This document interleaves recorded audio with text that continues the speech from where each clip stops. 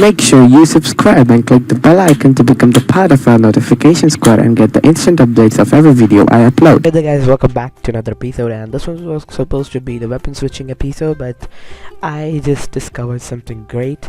I don't think it's a new thing, it's already introduced, but post-processing stack is real fantastic deal.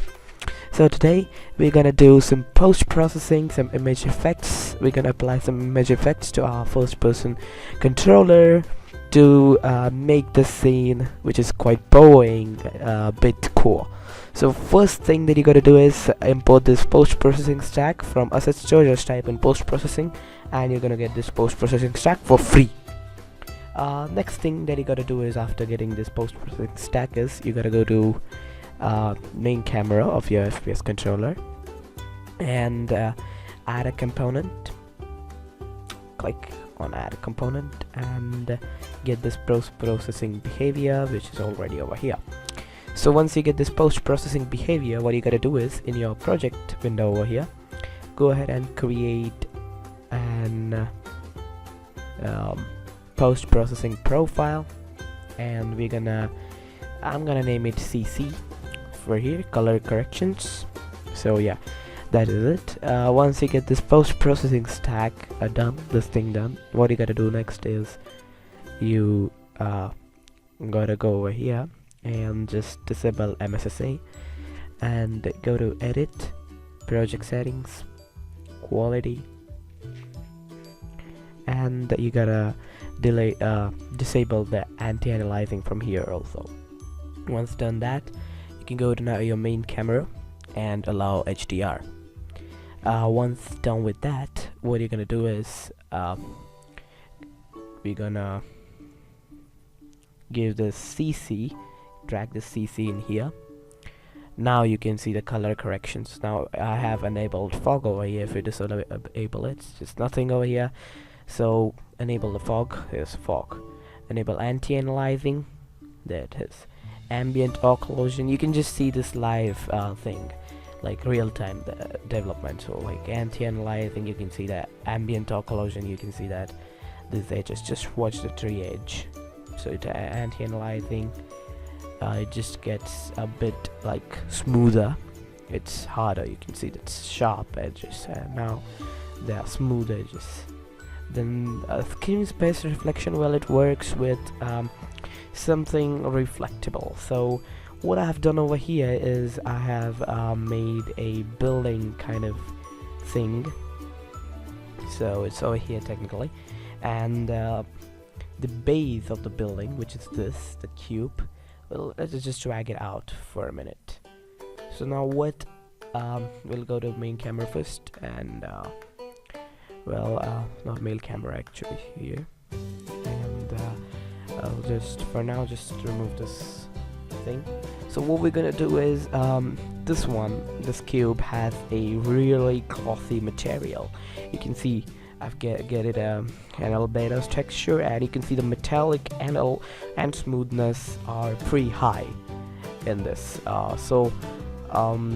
As you can see, nothing's happening right now. No reflection, just except for the light, as this is metallic. So what we're gonna do is we're gonna go ahead and go to CC, and once we enable screen space reflection, well, you can see there is no reflection over here, but once we enable this, you can see the tree reflection. Can't you? Yeah, we can. So there's this tree reflection. If we disable it, there it goes. So yeah, that is how the screen space reflection works. So it just reflects everything that comes in its contact. So well, this building, well, I have created it using only cubes and this prototyping assets like the steps. So yeah, it looks cool, and you can also make it up. Just make it for yourself. This asset is not available in the asset pack. Also, the prototyping asset is not available in the assets pack. You gotta import it yourself. So sorry for the inconvenience. So this is how you do this. This is basically a small one, and you can enable motion blur. I don't suggest enabling depth of field, because once you do it, you can see this just gets blurred out. So I don't want that. Adaptation will make the scene quite dark and we don't want that happening. Then you can give bloom, of course. You're gonna bloom just scatters the light neatly. And then color grading, which is the most important reason we're here. So what I'm gonna do is the scene, I want it blue. So I'll instead of increasing the heat, I'm gonna increase the cold. So we're gonna get to blue.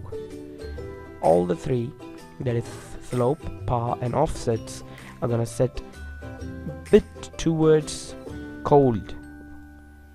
So that means it will just turn our scene into blue.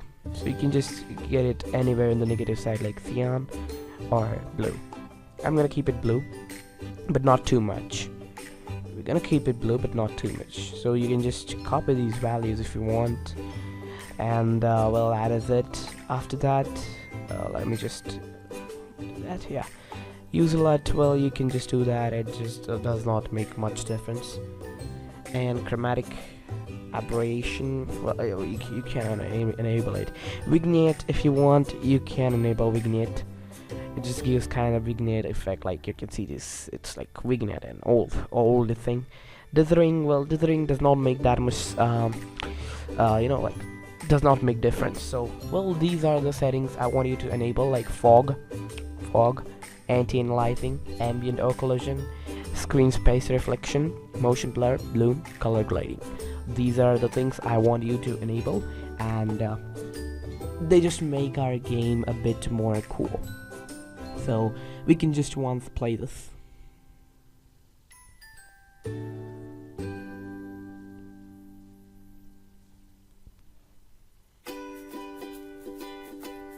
There you go. As you can see, when we move around, the motion blur works quite well. It kind of makes it.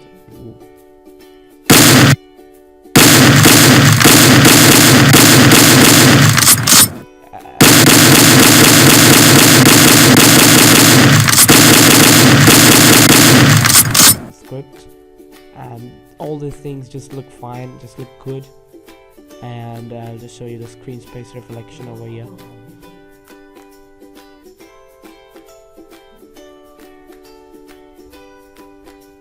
Now you can see that well, there are some lags, like you can see the skies reflecting when there is this offset over here, but yeah, they just work fine. It just works fine. You can see this the steps. Yeah, that's cool. So this is working cool, really good. So well,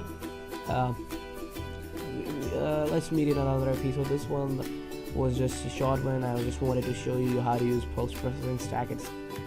So yeah, I just wanted to show you how good this post-processing stack is, and well, it is too good. It's quite good. It just helps us, and yeah, I'm sorry for shouting. And so just make sure to get the post-processing stack, color grade yourself. Just play with all these settings and stuff.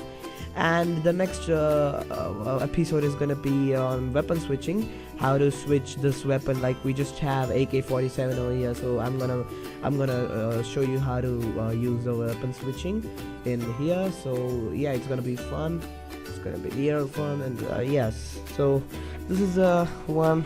So this is all I gotta do in this one, this episode. So thanks for watching anyways. Make sure to follow me on Instagram, Facebook and Twitter and Google+. The links to follow me over there are down below in the description. So if you're following me on Instagram, you might have probably got this that the new episode is coming by 9 or 10 on my Instagram story. So if you're following me, then you will just get updated over there before you get updated from this YouTube. So yeah, make sure to subscribe, click the bell icon so that you get updated if you're not following me on Instagram, so you get updated from YouTube. So yeah, it's cool. So that's it for today. Thanks for watching. Make sure to visit my website. It's kind of new now. And yeah, that's it. So this is Ishaan and I'm taking a leave. Goodbye. Have a good day.